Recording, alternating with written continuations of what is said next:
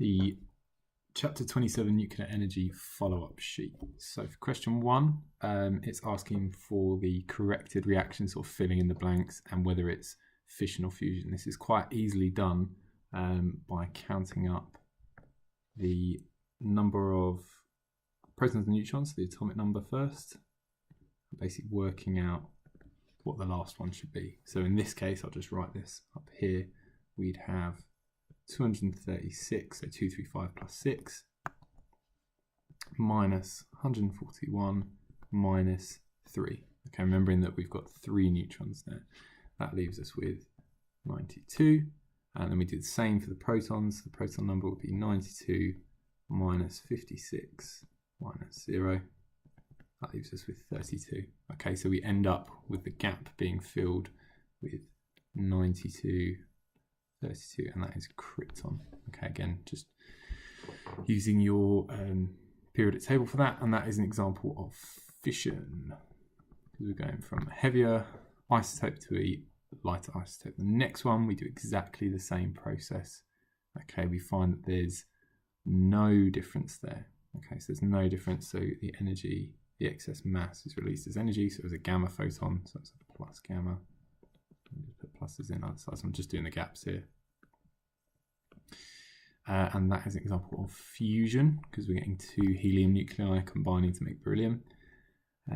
The missing number on this one is on xenon. Okay, and again, we work this out as before, as with the previous question. Okay, so we're looking at the change in proton number, and that gives us 140 and 54 xenon. Okay, and that again is an example of fission, because we're getting a larger isotope splitting into smaller ones. Next one, it's asking to define the following terms. Okay, the mass defect is a difference of mass, effectively. So mass defect is difference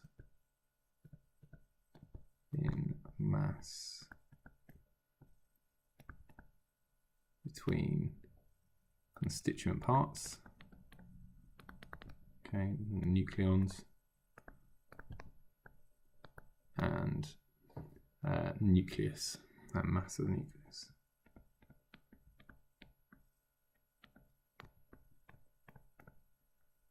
Okay, binding energy is the energy required to separate nucleons in nucleus. Okay, alpha decay will go down here a bit more space. Alpha decay is when heavy nuclei split, not split strictly, release an alpha nucleus, alpha particle, which is a helium nucleus, to become more stable and increase binding energy. Okay, so the more binding energy you've got, the more stable you are. Spontaneous fission is fission of nuclei without any external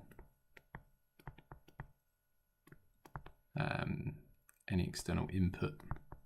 Okay, so it just happens itself. Induced fission is fission that occurs as a result of neutron bombardment.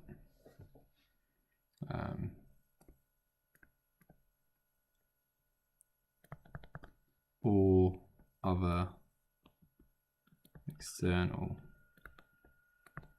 intervention.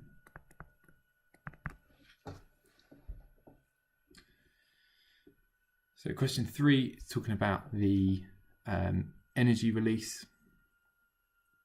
Okay, and we're working out Here we're looking at the change in mass, so the mass defect, and we're going to use E equals mc squared. Okay, again we're going to give it that 1 U is equivalent to 931.3 MeV. So for the first one, so that's A, got a mass increase of 0.22, so 0.026. So in joules, we're going to get this. So let's do it in MeV first. So we're going to get 0.026 times 931.3 equals 24 MeV. And to get that in joules, I'll do this in green. We're going to do 0.026 times 1.67 times 10 to the minus 27. So that's the number of kilograms in an atomic mass unit in 1 U, times c squared, which is 3 times 10 to the 8 squared, which comes out as 3.9 times 10 to the minus 12 joules. Same process for B. It's exactly the same thing, so 0.012 times 931.3 equals 11 MeV, same as before for joules. 0.012 times 1.67 times 10 minus 27 times 3 times 10 to the 8 squared equals 1.8 times 10 to the minus 12. It's the same process for C. I'm not going to have to fit it in, so I'll just write the answers for those. So C in MeV is equal to 27 MeV, exactly the same process as before, and in joules is equal to 4.4 times 10 to the minus 12. Sorry, times 12 joules. Got my units there, naughty. So, question 4, which nuclei are being described below? Okay, so anything that's in all nuclei. Okay, let's have this up here. Proton. For B, highly stable, relatively massive particle given out during alpha decay. Okay, that's going to be a helium nucleus. Used to control fission in nuclear power stations. Used in control fission, not used to control fission, is uranium 235. That's the fissile uranium. Okay, so distinguish between uranium 235, which is used for fission, and uranium 238, which is naturally occurring. Used as target for X-rays in hospitals is tungsten. Sort of very specific question there. You're probably unlikely to get that in an actual exam. Radioactive isotope present in all living things, carbon-14. This you would be expected to know. F, tracer used to detect brain tumours. Could have fluorine 18. Whoa, what's going on there? Apologies. Fluorine 18 or technetium 99M. Okay. And G, radioactive isotope is usually injected. Again, that's the most common one, it's technetium 99M. Okay, because that's a metastable. That's what the M stands for. Okay.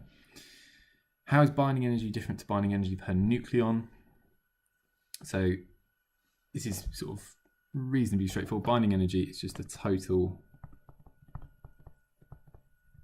energy to separate nucleons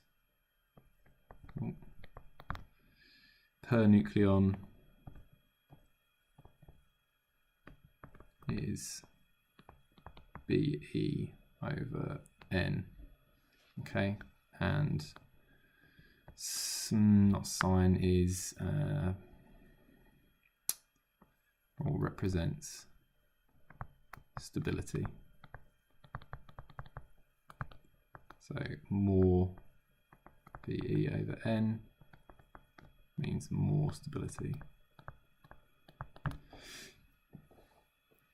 So plutonium has greater binding energy per ion, but it's less stable. Explain why this is true. So it's just, again, using what we had before. Plutonium has larger N, so N Pu is greater than N Fe. So total binding energy is more, but binding energy per nucleon is less. Next, talking about the graph. Okay, so sort of a stability graph. Okay, so it's talking about how different isotopes will undergo radioactive decay to become more stable. Okay, so the curved line we see, so I can get the whole thing in focus, there we go. Curved line we see shows the position of the stable isotopes. Okay, so these parts here, if I can, okay.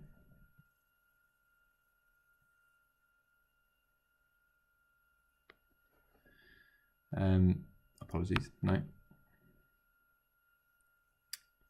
This part here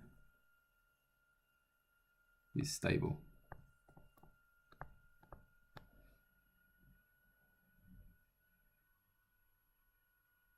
So, no, it's not.